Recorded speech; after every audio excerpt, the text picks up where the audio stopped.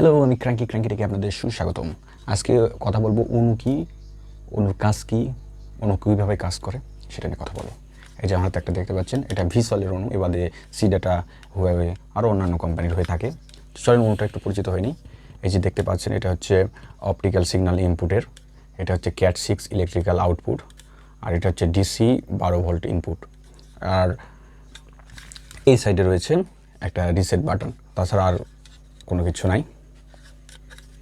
তো অণুটা আসলে কি? অণুটা হচ্ছে অপটিক্যাল নেটওয়ার্ক ইউনিট, যেটা আমরা সাধারণত ব্রডব্যান্ড কানেকশনের ক্ষেত্রে দেখতে পাই। এটা আসলে আইএসপিরা প্রোভাইড করে থাকে, অথবা অনেক সময় আইএসপি কিনতে বলে, নিজেদের কিনতে হয়। এখানে আইএসপিদের কাছে একটা মেশিন থাকে তাদের অফিসে, সেখানে থাকে ওএলটি।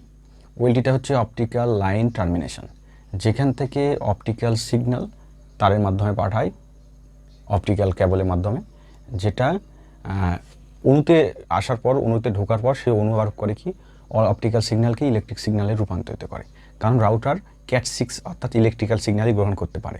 এখনও কিছু কিছু রাউটার আছে যেখানে একদম অণু একদম রাউটারের সাথে একদম অ্যাডজাস্ট, মানে একটা দিয়ে অণু এবং রাউটার দুটোই কাজ করে, কিন্তু সেগুলোতে আপনার লেটেন্সি একটু বেশি হয়, অর্থাৎ একই জিনিসের মধ্যে সব কিছু ভিতরে দেওয়াতে সিগন্যালের একটু সমস্যা হয়।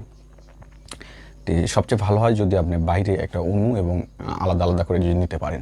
অণুর ক্ষেত্রে অণুর কাজটাই হচ্ছে যে অপটিক্যাল সিগন্যালকে ইলেকট্রিক সিগন্যালে রূপান্তরিত করা, এবং রূপান্তরিত করে CAT6-এর মাধ্যমে রাউটারের কাছে চলে যাবে, এই কাজ।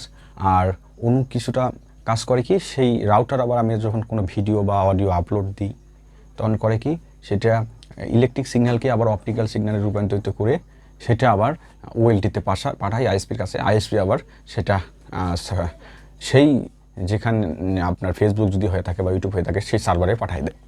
এই হচ্ছে অণুর কাজ। অণু আসলে ভালো ব্র্যান্ডের নয় ভালো, কারণ অণুর উপর নির্ভর করে যে আপনার পিং বা লেটেন্সি কেমন হবে।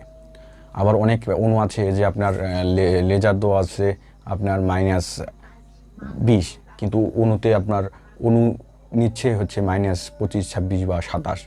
তো সেক্ষেত্রে সেগুলো অণু আবার পিংয়ের ক্ষেত্রে একটু সমস্যা করে। ভালো ব্র্যান্ডের নিলে হয় কি, যে আপনার যে লেজারটা আছে সেই লেজারটা ঠিকভাবে কাজে লাগাতে পারে। আর কিছু কিছু অণু আছে -25, কিছু কিছু আছে -27 ডিবিএম সর্বোচ্চ সাপোর্ট করে, তার বেশি যদি লেজার হয়ে থাকে তাহলে সেক্ষেত্রে সাপোর্ট করে না। তো এই হচ্ছে অণুর কাজ এবং অণুর সম্বন্ধে আপনাদেরকে বললাম। তো যদি আমার চ্যানেলটা ভালো লেগে থাকে, তো আমার চ্যানেলকে সাবস্ক্রাইব করবেন এবং পাশে থাকবেন। Thank you.